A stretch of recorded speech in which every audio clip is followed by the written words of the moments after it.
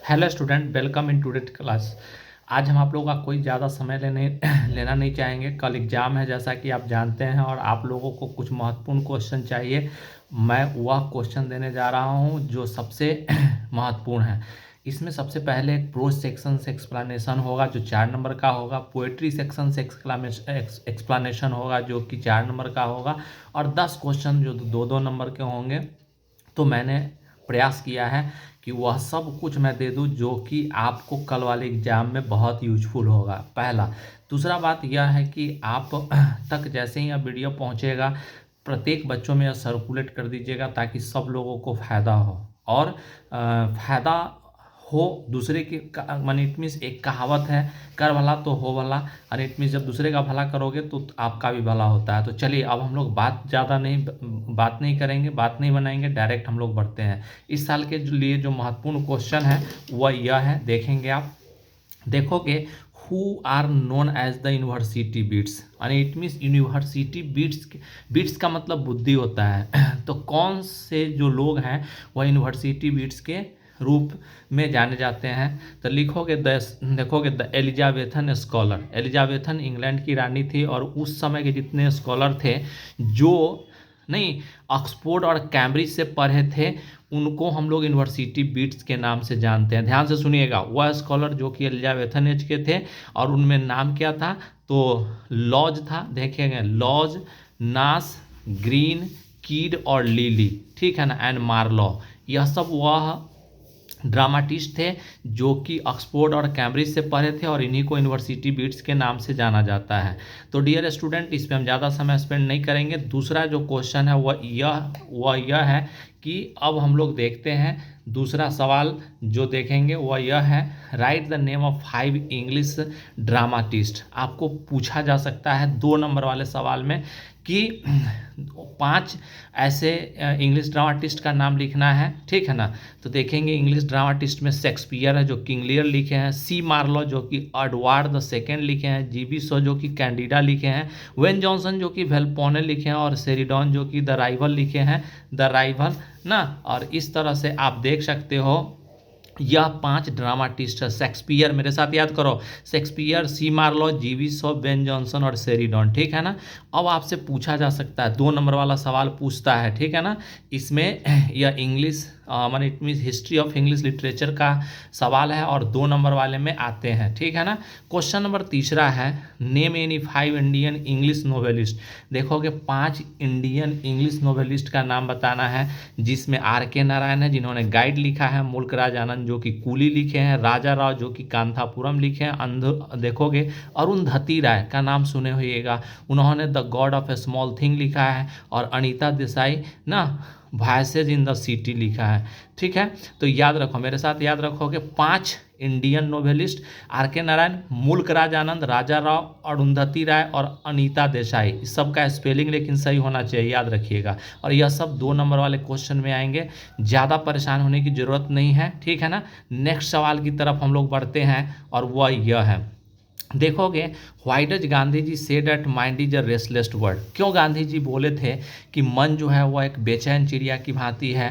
What makes the mind restless, आखिर दिमाग को कौन सा चीज़ है जो अशांत करता है। तो देखोगे माइंड जो है वह एक रेस्टलेस वर्ड है।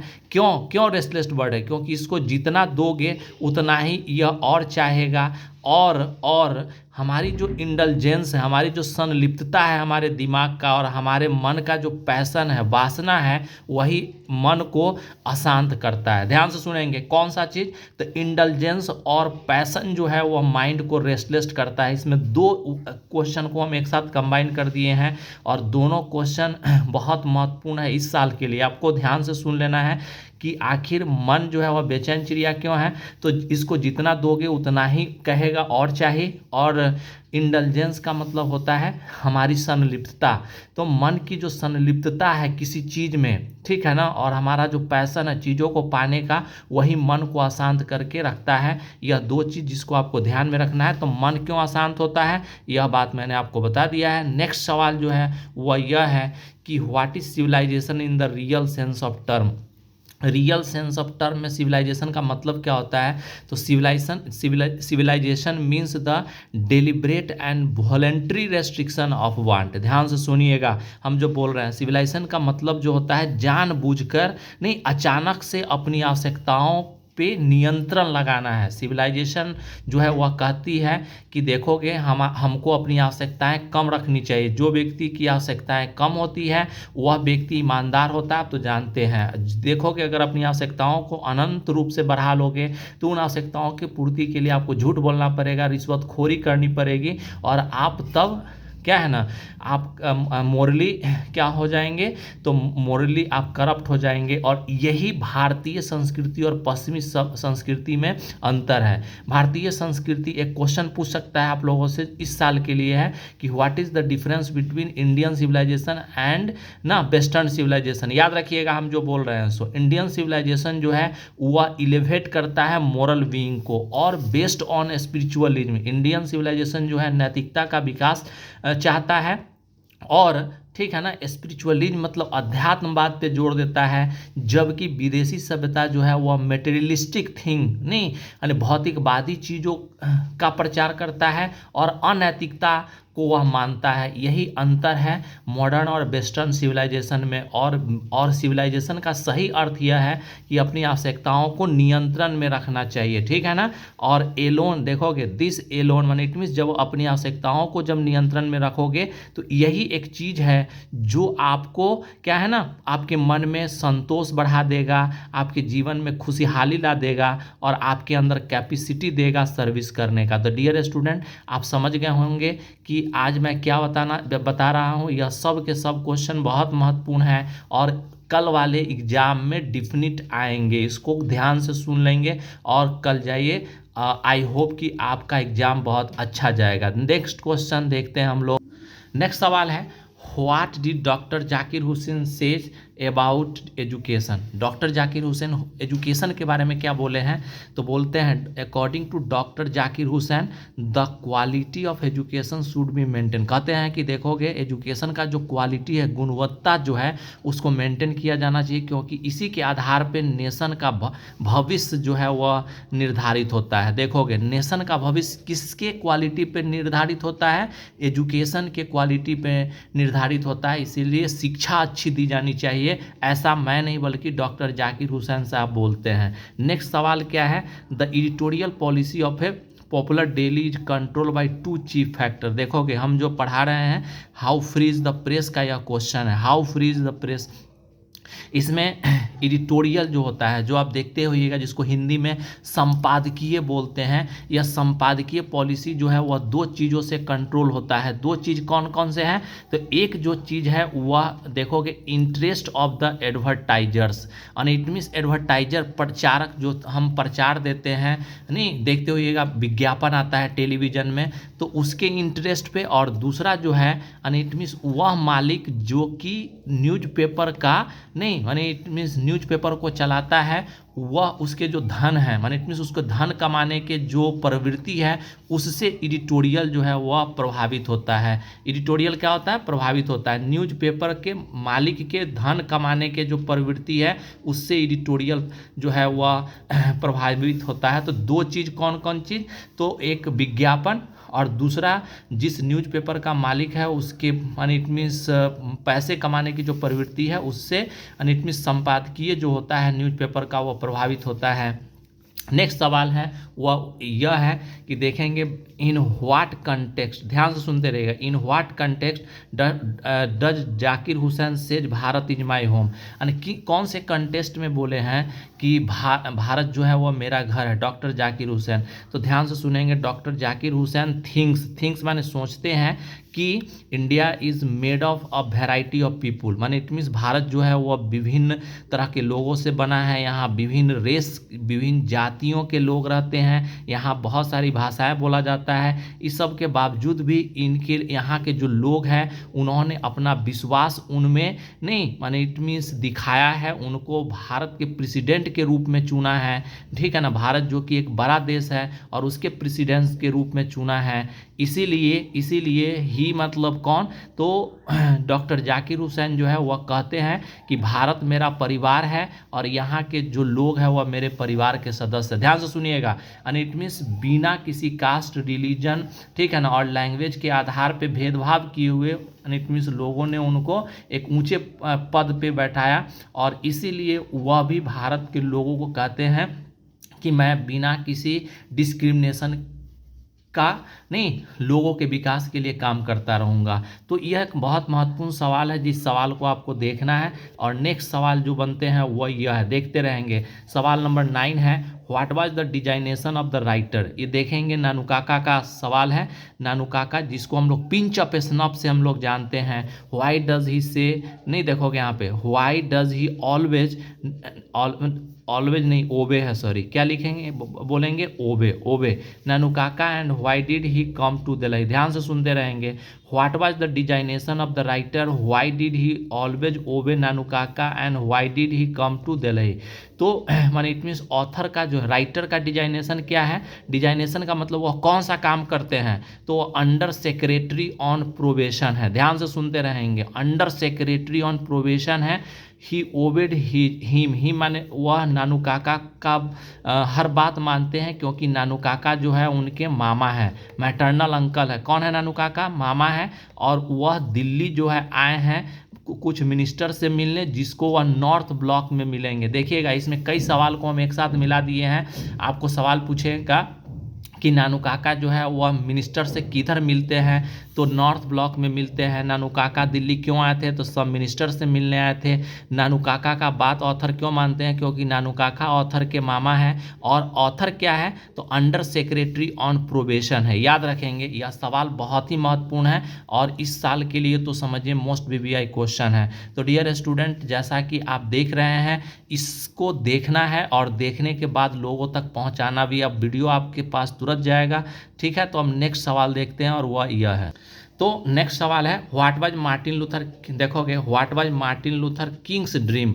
मार्टिन लूथर किंग जूनियर, जैसा कि आई हैव ए ड्रीम नाम का आप चैप्टर पढ़े होइएगा, जिसमें डिस्क्रिमिनेशन, जिसमें रेशियल डिस्क्रिमिनेशन, इनजस्टिस पे बात किया गया है, तो वही है। मार्टिन लूथर किंग जूनियर का ड्रीम जो है वह क्या है, तो वह चाहते हैं कि निग्रो जो कि वहाँ की काली जाति है वुड गेट जस्टिस। माने it means Martin Luther king junior का ड्रीम है कि निग्रो जो है उसको न्याय मिल जाए, ठीक है ना, उसको फ्रीडम मिले। किससे, तो रेशियल डिस्क्रिमिनेशन से, नस्ल भेदभाव से उसको डिस्क्रिमिनेशन मिल जाए, एंड फ्रीडम राउंड एवरीवेयर, और चारों तरफ, चाहे वो मिसिसिपी हो, ठीक है ना, माने इट मीन्स अमेरिका का वह सब प्रांत जहाँ निग्रो रहते हैं, चारों तरफ स्वतंत्रता हो जाए। एंड द फॉर्मर स्लेव, ध्यान से सुनिएगा, और पहले के जो गुलाम के बच्चे हैं वह गुलाम बनाने वाले मालिक के बेटे के साथ एक टेबल पर बैठकर भाईचारे के साथ माने इट मीन्स बात करें। याद रखिएगा। तो it means Martin Luther king junior का सपना क्या है कि अमेरिका में निग्रो को स्वतंत्रता मिल जाए, उसे न्याय मिल जाए, और प्रत्येक जगह जहां निग्रो रहते हैं उन सब जगह स्वतंत्रता हो जाए। और माने इट मीन्स एक काला नहीं गोरे के हाथों में हाथ डाले हुए चले और वह एक ही टेबल पर बैठकर भातृत्व के साथ बात करे। यह सपना है मार्टिन लूथर किंग जूनियर का, जैसा कि मैं आपको बता रहा हूं। नेक्स्ट सवाल जो है वह 11 नंबर है और वह यह है कि what are the things needed to remove the discontent of the negro. ध्यान से सुनिएगा, कौन सा चीज़ है जो निग्रो के असंतोष को, इसको बोलते हैं डिसकंटेंट का मतलब असंतोष को हटा सकता है, तो फ्रीडम और इक्वलिटी। ध्यान से सुनिएगा, स्वतंत्रता और समानता जो है वही इट मीन्स निग्रो के असंतोष को हटा सकता है, क्योंकि एक ही देश में इट मीन्स गोरे लोगों को अधिक स्वतंत्रता था, वह सब कुछ इंजॉय करते थे और काले लोगों को दबाया जाता था, सप्रेस किया जाता था। इसीलिए माने कहा जाता है कि स्वतंत्रता और माने इट मीन्स इक्वलिटी, एकता जो है, इक्वलिटी का मतलब समानता जो है, वही निग्रो को संतोष देगा, उसके असंतुष्टि को समाप्त कर देगा। तो नेक्स्ट सवाल क्या है dear student, even more important than the domestication of animal was the invention of agriculture. ध्यान से सुनिएगा, आप लोगों को एक्सप्लेन करने वाला लाइन आएगा। एक्सप्लेन करना क्या है, प्रोज और पोएट्री से है। ध्यान से सुनते रहेंगे, हम एक्सप्लेन करने वाला बात बता रहे हैं। यह लाइन है, even more important than the domestication of animal was the invention of agriculture. ठीक है ना। तो यह सवाल क्या है, इसको देखना है।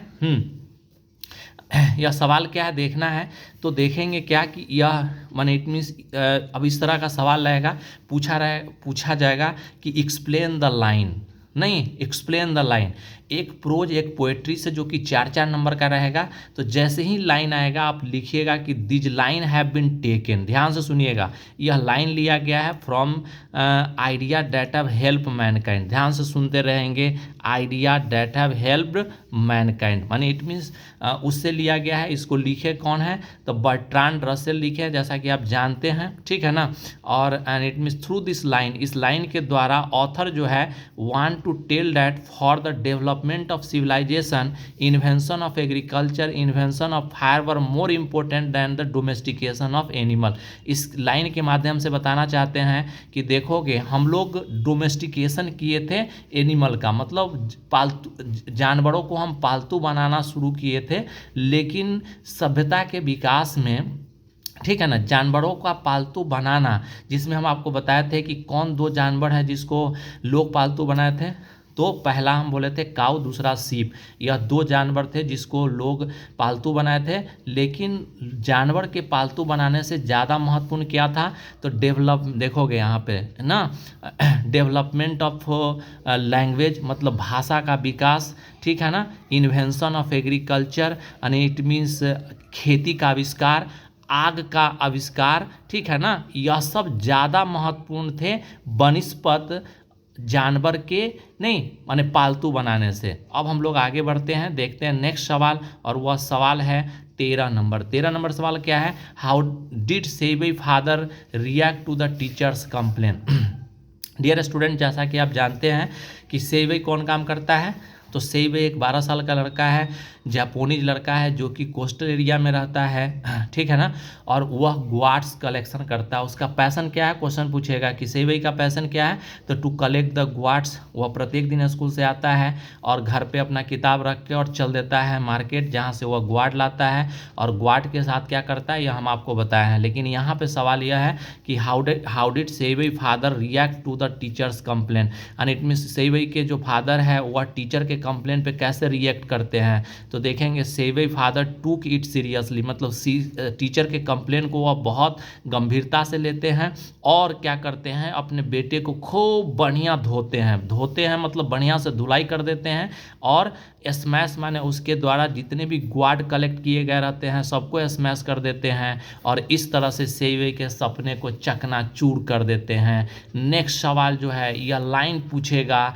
एक्सप्लेन करने के लिए, यू आर एन इडियट बेवकूफ, नहीं, he shouted there is absolutely no future for a boy like you. तुम्हारे जैसे बच्चे का कोई भविष्य नहीं है, ठीक है ना, ऐसा कौन बोला था। तो इसको अब हम लोग देखेंगे।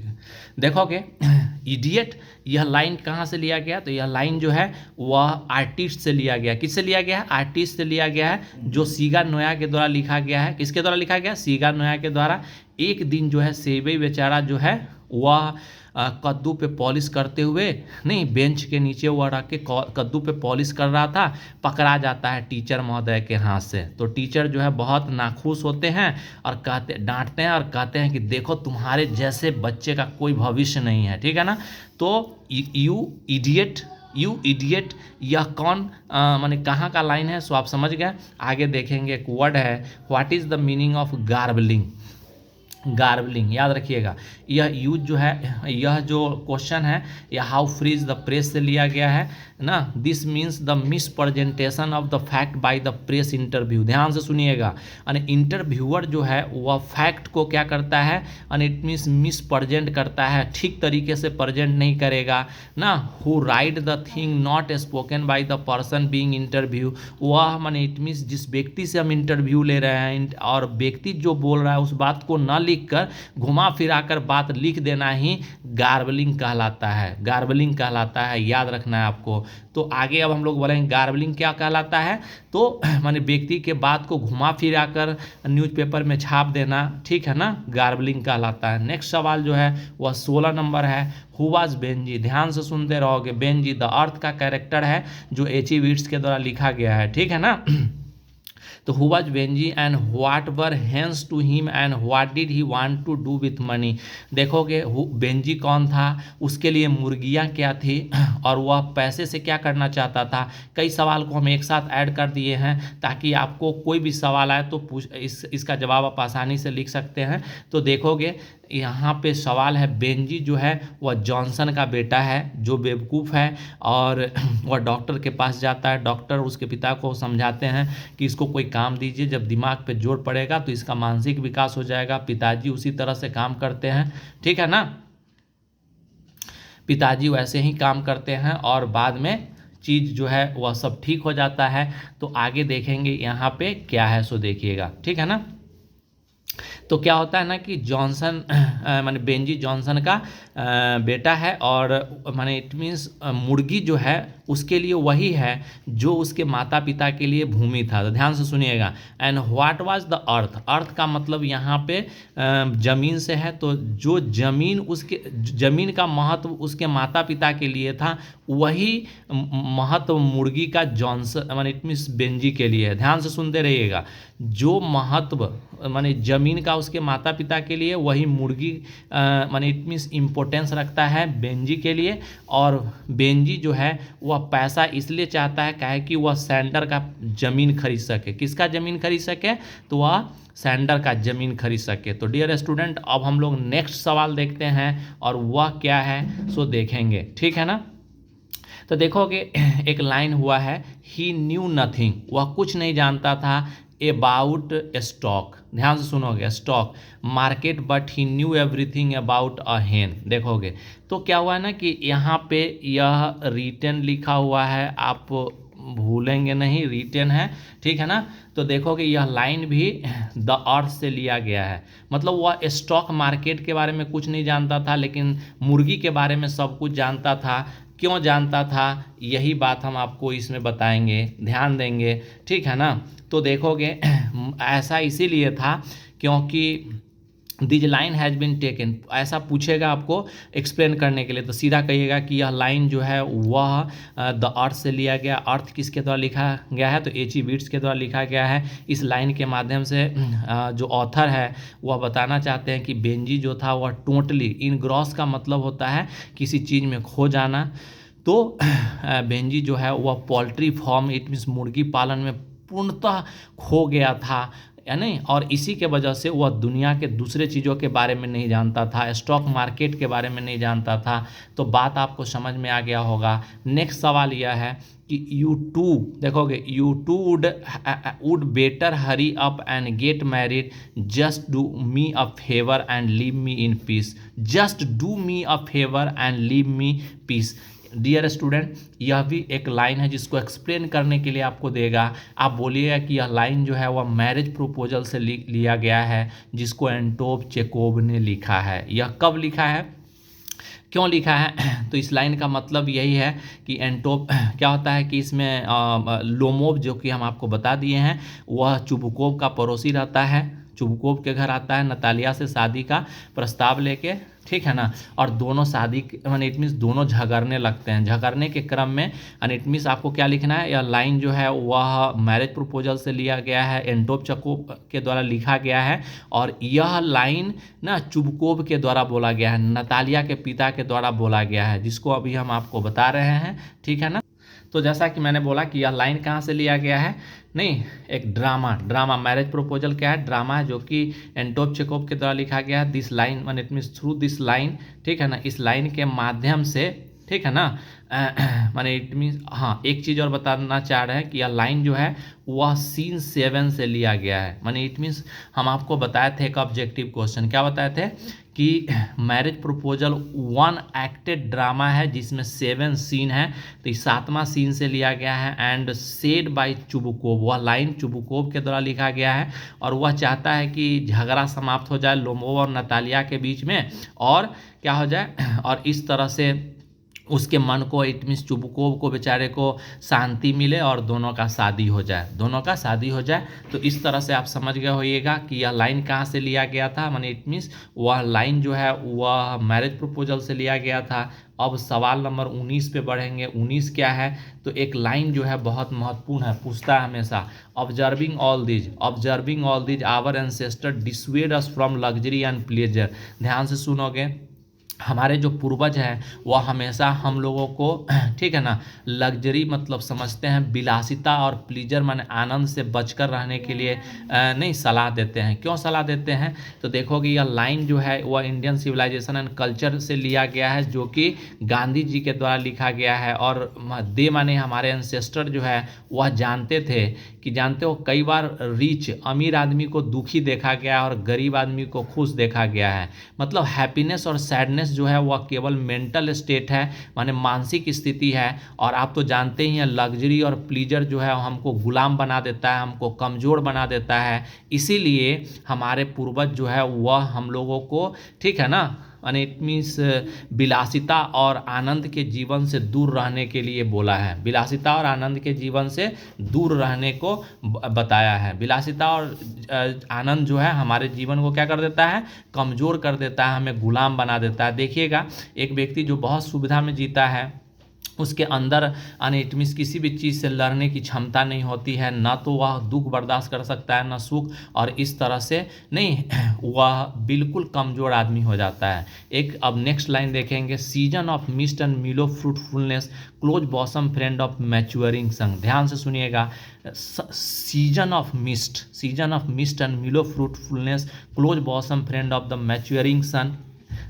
सन। तो यह लाइन जो है वह कहाँ से लिया गया है, तो यह लाइन जो है वह कहाँ से लिया गया है, तो यह लाइन जो है वह लिया गया है ऑड टू ऑटम से। ध्यान से सुनिएगा, ऑड टू ऑटम जिसको जॉन किट्स लिखे हैं, ठीक है ना, और इस लाइन के माध्यम से बताया गया है कि सूरज और ऑटम जो है, नहीं, यह दोनों दोस्त है, जिगरी दोस्त है, और सूरज के कृपा से, ध्यान से सुनना, सूरज के कृपा और नहीं, और सूरज और माने सीजन के बीच जो प्लानिंग होता है, उसी प्लानिंग से हम लोग क्या करते हैं, प्लम्पी मतलब गुद्देदार और स्वीट फ्रूट्स पाते हैं। याद रखिएगा, यह जो लाइन लिया गया है यह कहाँ से लिया गया है, ऑड टू ऑटम से, जो कि जॉन किट्स के द्वारा लिखा गया। और इस माने इट मीन्स लाइन के माध्यम से पोएट जो है वह बताना चाहते हैं कि सूरज और सीजन जो है वह जिगरी दोस्त हैं, और दोनों के माने इट मीन्स सूरज के कृपा और सीजन और सूरज के बीच जो प्लानिंग होता है, देखो प्लानिंग होता है, उसी से हमको गुद्देदार और मीठे फल प्राप्त होते हैं। तो डियर स्टूडेंट, जैसा कि आप जान रहे हैं, अब बहुत ही महत्वपूर्ण क्वेश्चन है इस एग्जाम के लिए, और हम लाइन को कैसे एक्सप्लेन करेंगे यह हम आपको बता रहे हैं। तो लाइन एक्सप्लेन ऐसे ही करेंगे, अगर लाइन दिया जाएगा तो आप लिखेंगे क्या कि this line has been taken from, जो भी पोएम का रहेगा उसके ऑथर का नाम लिखना है और उस लाइन का मतलब क्या उसको एक्सप्लेन कर देना है। 4 नंबर आपको फ्री के मिल जाएंगे और इस तरह से आपको काम करना है।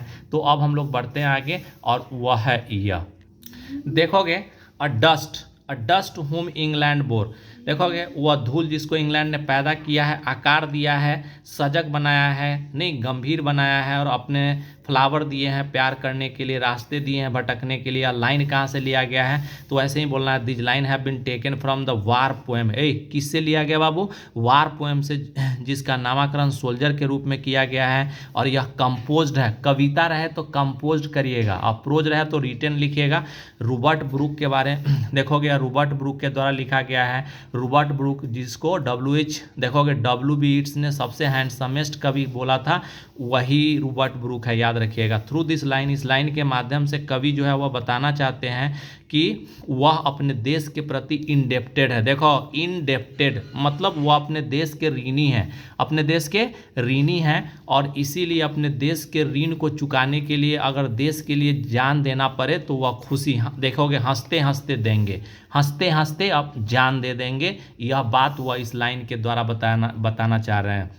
कह रहे हैं कि यह शरीर जो है वह इंग्लैंड के डस्ट से बना है, नहीं यहीं पे मैं जन्म लिया हूँ, शरीर का जो शेप साइज है यहीं के अन्न खाने से बना है, और मैं जो ए बेयर मेरे अंदर जो कॉन्शसनेस है वह मैं यहीं से पाया हूँ, मेरे अंदर गंभीरता और यहाँ जो फूल, यहाँ जो रास्ते, यह सब मुझे इंग्लैंड ने दिया, इसीलिए इंग्लैंड के प्रति मैं आभारी हूँ। अगर मुझे मरना पड़े तो मैं हंसते हंसते इंग्लैंड के लिए मर जाऊँगा। यह लाइन बहुत महत्वपूर्ण है और इसको आपको देखना है। आगे का सवाल वह यह है कि देखोगे there is a house now far away where once I received love that woman died. ध्यान से सुनोगे, यह लाइन जो है वह माय ग्रैंड मदर्स हाउस से लिया गया है, मेरी नहीं माय ग्रैंड मदर्स हाउस से लिया गया है, जो कि कमला दास के द्वारा लिखा गया है। देखोगे there is a house now far away, वह घर जो है अब हमसे दूर चला गया है, ठीक है ना। यह लाइन जो है यानी it means my grand mother house से लिया गया है, कमला दास इसको लिखी है, और इस लाइन के माध्यम से कमला दास जो है वह पागलों की भांति नहीं अपने पुराने दिन को याद कर रही है और कह रही है कि देखो मेरा वह घर अब बहुत दूर हो गया है, क्योंकि कमला दास घर से आके शहर में बस गई है, ठीक है ना, और उनकी दादी जो है वह मर गई है, इसीलिए वह पुराने घर को याद कर रही है और सोच रही है कि उस रूप में नहीं बदले हुए रूप में ही मुझे थोड़े से प्यार मिल जाए ताकि मैं बाकी का जीवन बिता लूँ। तो डियर स्टूडेंट, मैंने जो आपको बताया यह मैंने अपना बेस्ट करने का प्रयास किया है, और आई होप कि आप सब लोगों को इससे बहुत फ़ायदा होगा। अभी हम तुरंत वीडियो आप तक पहुँचाएँगे और आप भी कम से कम हर 10 बच्चे तक इसको सर्कुलेट कर दीजिएगा। इसके लिए मैं आपका बहुत बहुत आभार प्रकट करता हूं और आभारी रहूंगा। धन्यवाद। जय हिंद, जय भारत।